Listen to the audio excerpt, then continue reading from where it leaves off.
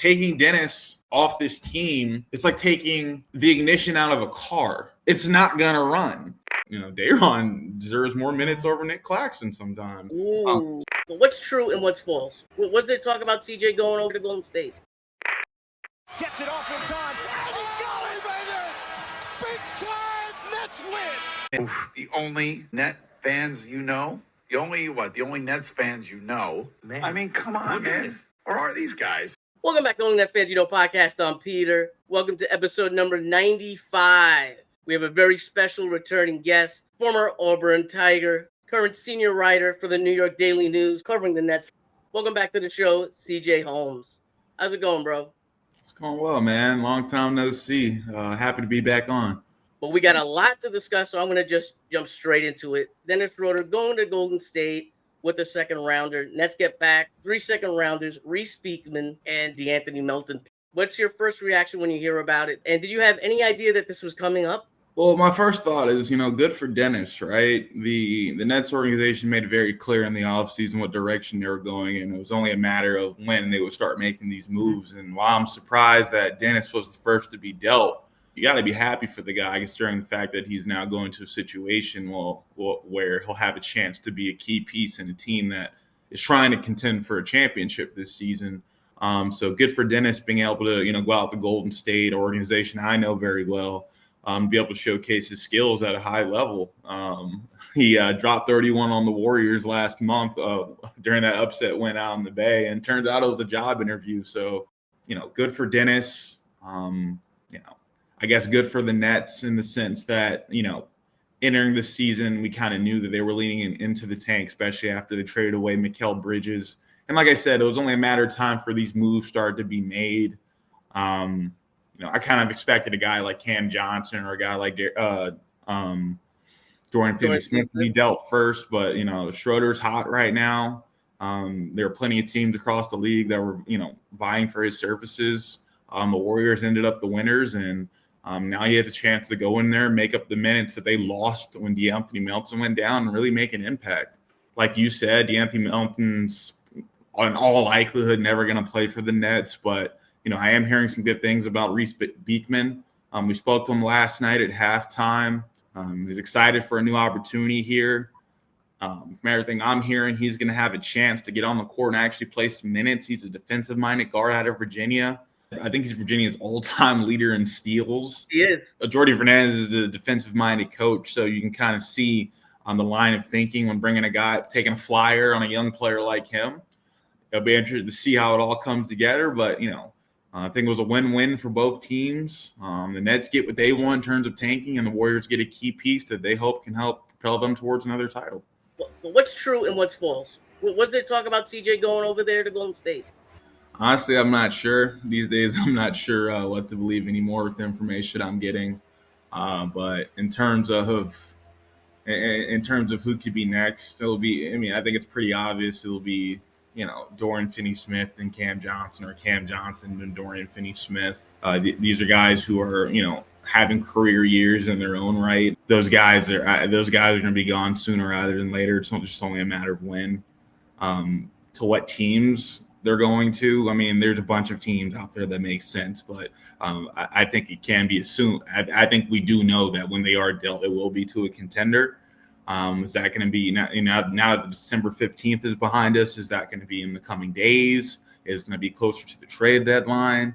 I'm not sure, but one situation you don't want to be in with the Nets is continue to throw these guys out there, and God forbid they get hurt or something, which will drive down their trade value. So I think that, the Nets are committing to do this, if they're committed to dropping games, I think you need to go ahead and get these guys out of here as soon as possible.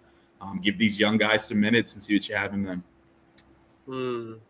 CJ, the contract, obviously with the better numbers, it looks a lot better. I'm still a little iffy. I hear little whispers. I trust what you're hearing a lot more than what I hear. I had a couple people tell me that they think that, they might hold on to CJ until the offseason, where there might be a little bit bigger of a market as far as teams might have more assets to give the Nets.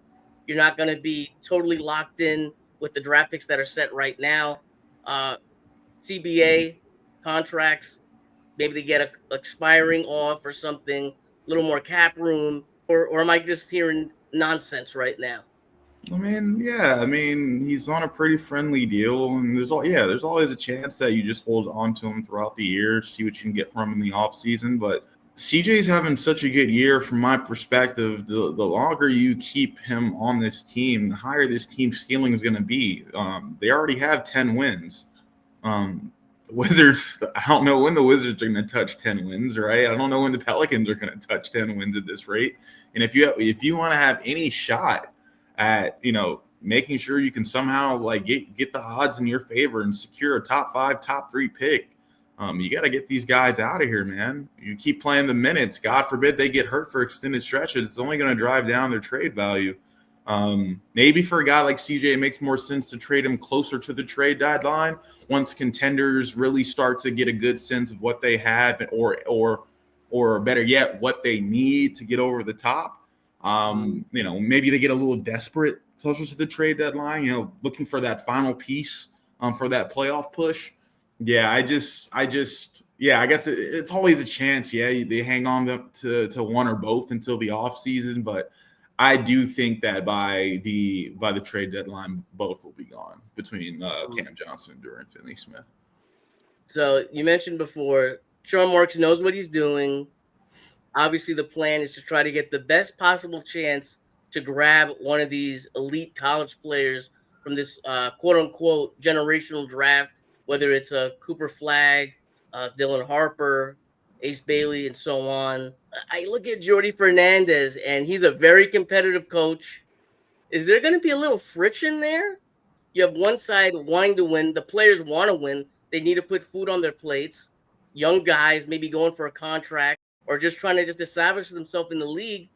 And obviously, Sean Marks wants to tank. What's the deal there? I mean, it was funny when I was sitting in the media room with some reporters during last night's game. I'm sitting there, watching what was transpiring out there on the court. I'm like, man, Jordi Fernandez is going to have a stroke. But, knock on wood. Oh, God, hope he does. Yeah, of course. But you know what I'm saying?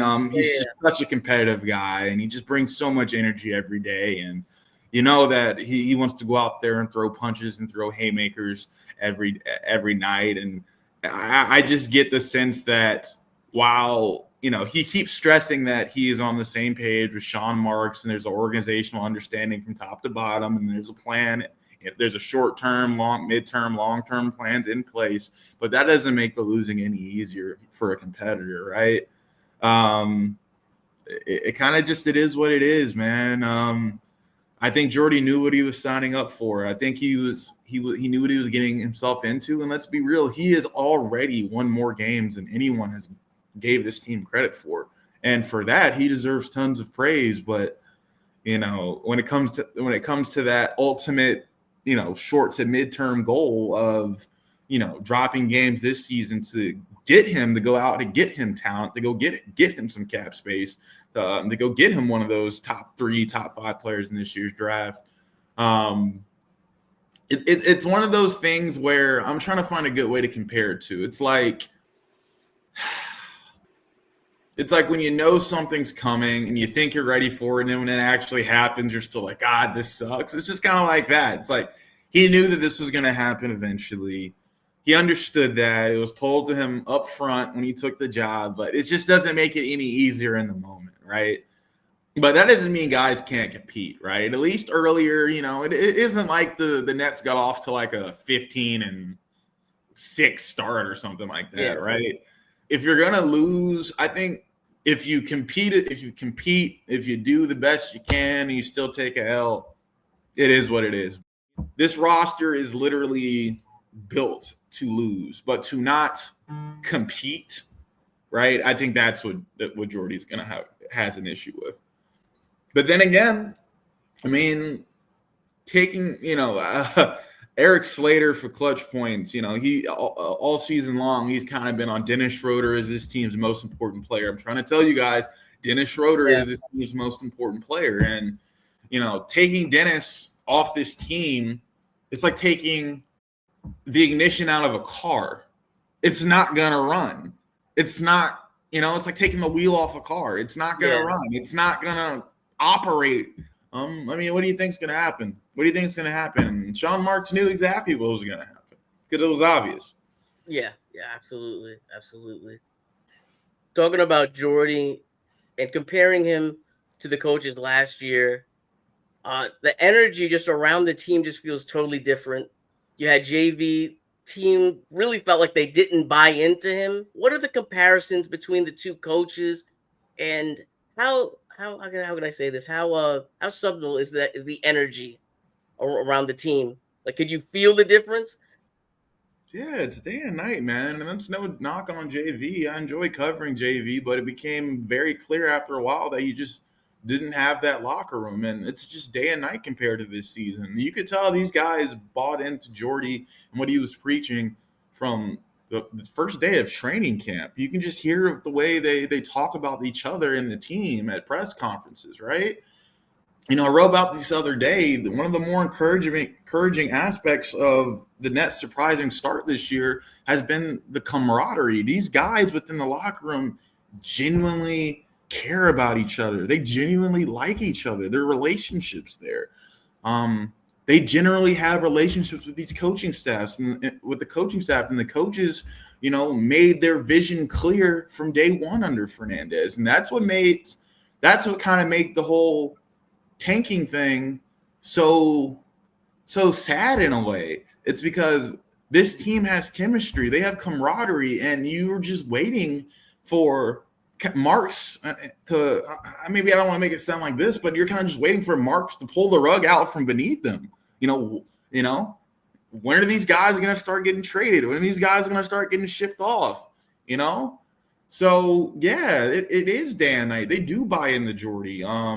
You know, I'm not even on that team, and I believe in what Jordi's preaching. I think he's a hell of a coach. I do. I think he's a hell of a coach. He's the type of guy that makes you want to run through a wall, you know? But you know, in many ways, this team was always a little bit ahead of schedule, right? I genuinely think if everyone was healthy and tanking was not a part of the plan whatsoever, I think this is at least a 30-win team. At least. At the very least, this team wins 30 games. Fully healthy, and which is, you know, asking a lot in the NBA, but fully healthy, Jordi leading the way with the exact roster, bring Dennis Schroder back into the mix. This is a 30-35 win team. And, you know, early on, Sean Marks kind of started to realize that, you know, this team was built to lose, but because of Jordi's vision and his coaching and the camaraderie and the culture that he was able to create in such a short period of time, when you check all those boxes, you tend to defy expectations. Look at my Washington Commanders this year. I mean, just look at them. They're another perfect example of it, right? Mm-hmm. So, yeah, man, it's disappointing because, like I said, there is a genuine connection in that locker room. There is a winning culture already established in that locker room. And you just know that it's going to be tested in ways out of guys' control. So, and obviously the message, the coach, and the players have a lot to do with this. But when you pull out the talent, right, it makes things obviously a lot tougher.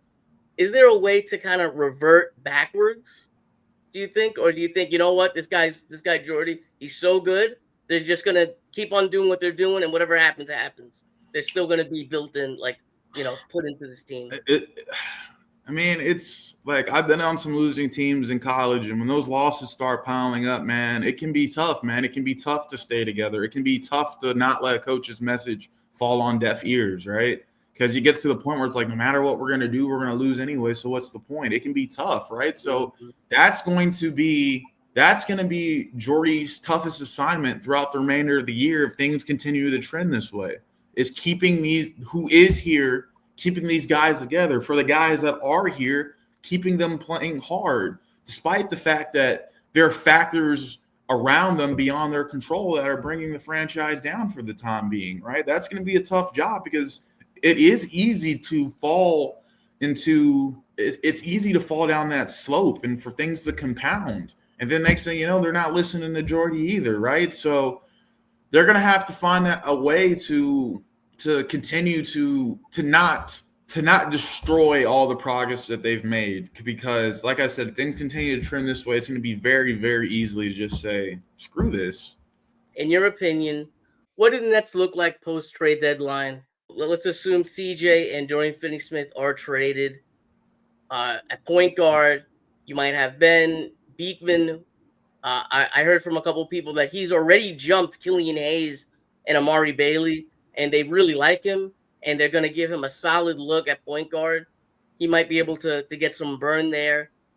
Well, what's up with the point guard position? CJ's probably, I think CJ's at least a month and a half, if not 2 months away from coming back. I think they need to be very careful with him. Hamstrings are a bitch. They're going to be in no rush to bring back Cam Thomas. I can assure you that. I mean, it's so funny because here's the thing, right? I think, don't quote me on this, but I think today is 3 weeks out since Cam was announced out for 3 weeks. Since the team announced that Cam Thomas would be out for 3 weeks, we still have not gotten an update, any type of update other than Jordi's usual. They're doing well and they're progressing. Zaire Williams, he's now missed like, 4 or 5 straight games. We still have not gotten a clear definition or a clear understanding of what's going on with him. You know what I'm saying? And I think there's a reason for that. I'm not trying to create conspiracies, but like you can just see what's going on, right? It's obvious, right? In terms of what this team's gonna look like, I think we're gonna see a lot of Beekman. At this point, I don't get a sense that they're gonna want to like release Ben or anything like that, or waive him and let him walk. So I think we're gonna see some Ben Simmons. Maybe he can find some type of rhythm, and then I don't know. Maybe you can get some value for him before the trade deadline. Who knows? You're going to see a lot of Zaire Williams. You're going to see a lot of Day'Ron Sharpe. Maybe you want to preserve Nick Claxton over the second half of the season to, make sure you keep him healthy and give some other front court guys a look. You still got guys like Trendon Wofford on one-year deals who are looking to prove that they belong in the NBA, whether here or somewhere else. One thing that Sean Marks said at Media Day always sticks with me, and it's part of this season is we're going to be looking for who the next Nets are. The next Nets, not who the current Nets are. We're looking to see who's going to be a part of this team going forward into this rebuild. When, we do get the cap space we want, and we do bring in the young prospects we want, who are going to be the guys that we can slot in around them, right? So it's an extended tryout for everyone. Not even a guy like Claxton, who just signed a 4-year deal, is safe, right? He could be, very easily traded as well at some point, very easily. So it's going to be a lot of young guys out there. And like what Jordi said, for the guys that are here, I expect you to play hard. If you do not play hard, there will be consequences. So that's what I expect, down the stretch of the season. What do you think about Day'Ron's game? Is the 3-point shot, official, or is he just picking the right spots and just getting lucky? Well, he's certainly been putting the work in. He's made that very clear, and I don't think luck has anything to do with that. Yeah, that was harsh. I got to say, I was a little harsh on that. But I know what you mean, but yeah, it's just I think it's just I think what you're seeing is a guy being more confident in himself based on the work he's been putting in, and like you said, why not go out there and try it? Why not go out there and show that you can stretch the floor, right? We know about his motor. We know he's arguably the best rebounder on the team. I remember last season before he got hurt down the stretch, and like I was sitting there like, man, I think that Day'Ron deserves more minutes over Nick Claxton sometimes, just with his motor and then the way he plays and the energy he brings to the court. So yeah, I'm a big Day'Ron Sharpe fan. I think he's also a guy that young enough and could stick around here for a while. But like I said, down the stretch is going to be about guys, kind of showing what they got in their bag, right? If Day'Ron wants to prove he can stretch the floor, then he has to go out there and shoot that shot at a high clip. You've been covering this team for a little while now, some one-on-one interview stories, right? Is there a story from a player that you've interviewed that sticks out to you, whether it's like a little funny note or just something that you found really, really interesting that maybe didn't make it into the paper, or just maybe just a fond memory you have?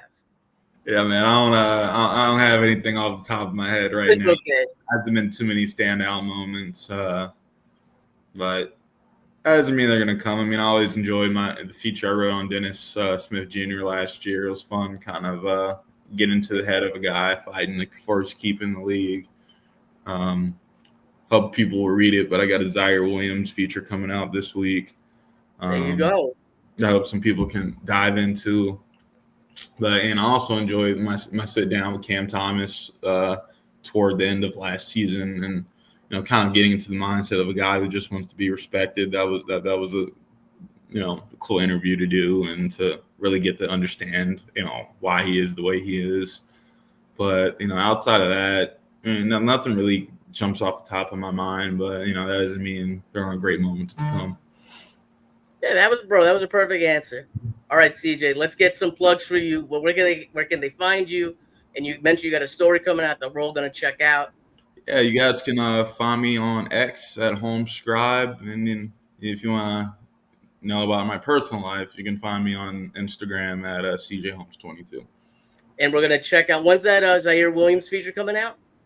It's supposed to drop on Christmas Eve, so if you got some time away from the family, then give it a read. Hopefully everything stays on schedule. As soon as I get off the pod with you, I'm hopping right back into it. So, yeah, man, just gotta keep an eye out for it.